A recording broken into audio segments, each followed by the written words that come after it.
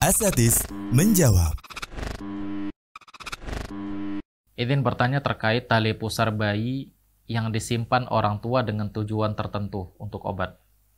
Atau tanpa tujuan sama sekali, hanya menyimpannya karena budaya keluarga. Apa hukumnya menyimpan tali pusat dalam Islam? Dan apakah benar tali pusat adalah tulang lunak, yang tulang itu adalah makanan jin, dan bila disimpan bisa menjadikan keburukan bagi anak dan keluarga? Terima kasih banyak atas jawabannya, Ustaz. Ikhwan fillah rahimani wa rahimakumullah. Kita tidak pungkiri Allah Subhanahu wa taala melalui lisan Nabi sallallahu alaihi wasallam menyuruh kita untuk berobat kalau kita sakit. Ya. Sebagaimana yang dikatakan oleh Nabi sallallahu alaihi wasallam dalam sebuah hadisnya, Nabi sallallahu alaihi wasallam katakan tadawau. Fa innallaha lam yadha' da'an illa wada'a lahu dawa. Ya. Nabi SAW katakan, berobatlah kalian. Karena tidaklah Allah Subhanahu wa taala meletakkan sebuah penyakit, melainkan Allah juga akan jadikan obatnya. Ya. Jadi ikhwan fillah rahimani wa rahimakumullah, kita tidak dilarang oleh Allah Subhanahu wa taala untuk berobat kalau sakit. Demikian juga Nabi SAW tidak melarang kita untuk berobat, bahkan beliau anjurkan, beliau suruh. Dan bahkan sebagian para ulama mengatakan, apa hukumnya berobat? Ya, berobat hukumnya diantara mereka ada yang mengatakan ini hukumnya sunnah. Ya, jadi bukan perkara mubah lagi. Ya.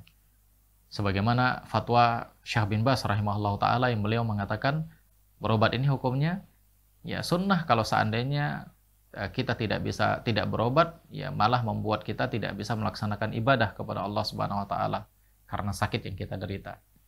Jadi berobat ya dianjurkan, disuruh oleh Nabi sallallahu alaihi wasallam. Hanya saja ikhwan fillah rahimani wa rahimakumullah.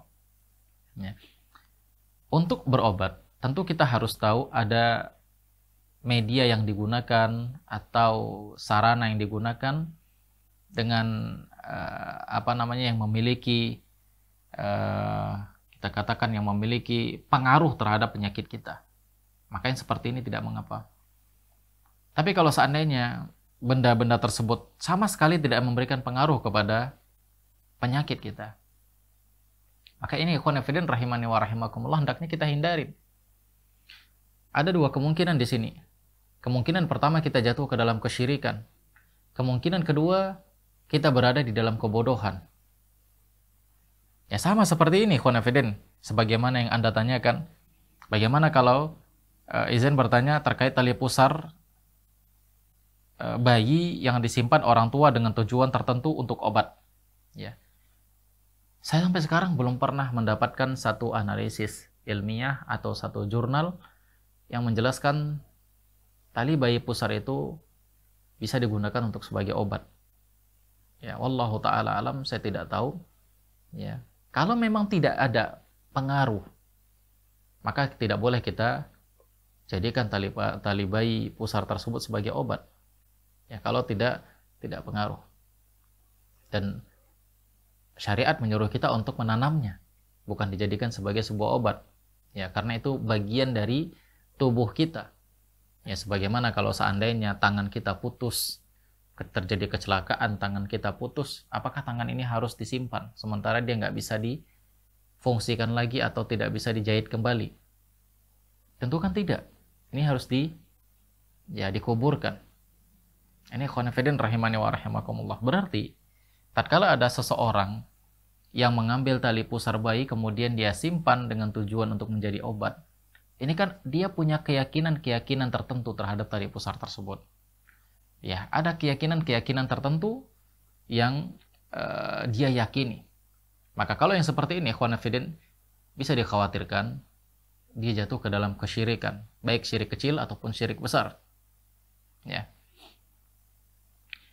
Atau tanpa tujuan sama sekali, yang menyimpan karena budaya keluarga. Nah, demikian juga jenis yang kedua. Ya, ada orang yang nyimpan itu nggak ada pengaruh apapun, nggak ada tujuan, tapi dia simpan. Ya, dan ini merupakan bentuk kejahilan, kebodohan. Apa fungsinya kita simpan tali pusar bayi? Untuk apa? Ya, kalau kita nyimpan emas, ya orang sudah paham, emas bernilai, emas itu berharga. Ya, kalau orang tersebut menjual emasnya, dia bisa beli ini, kan begitu. Nah, lantas tatkala tali pusar bayi itu disimpan, ini fungsinya untuk apa? Ya. Maka bisa jadi jatuh ke dalam kesyirikan, baik syirik kecil atau syirik besar. Ya. Dan dikhawatirkan dia jatuh ke dalam syirik besar. Sebagaimana kalau ada yang meyakini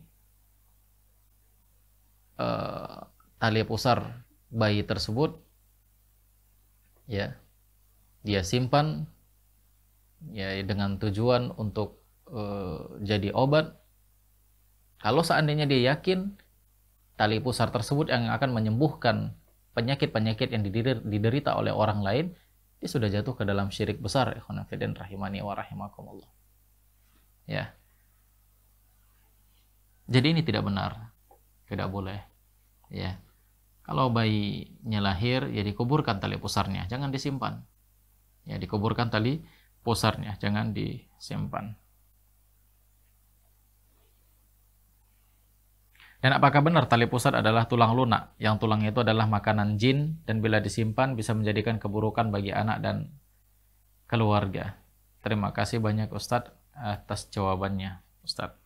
Ya ikhwan fillah rahimani wa rahimakumullah. Ya. Ini salah satu bentuk khurafat. Ya. Kalau dibilang tali pusar itu adalah makanan jin, ya Nabi SAW sudah jelaskan kepada kita, tatkala ada segerombolan jin yang meminta kepada beliau makanan, maka Nabi SAW mengatakan makanan yang dimakan oleh seseorang muslim, ya daging yang dimakan oleh seorang muslim dengan mengucapkan kalimat bismillah, maka makanan tersebut menjadi makanan jin, ya, tanpa mengganggu kita sama sekali. Jadi ikhwan fillah rahimani wa rahimakumullah, ya, kita tidak bisa mengatakan tali pusar itu makanan jin sampai ada dalil yang menjelaskan. Kalau tidak ada dalil, maka jangan percayai kalimat-kalimat bahwasannya tali pusar bayi itu adalah makanan jin. Dan apakah tali pusar itu adalah tulang lunak?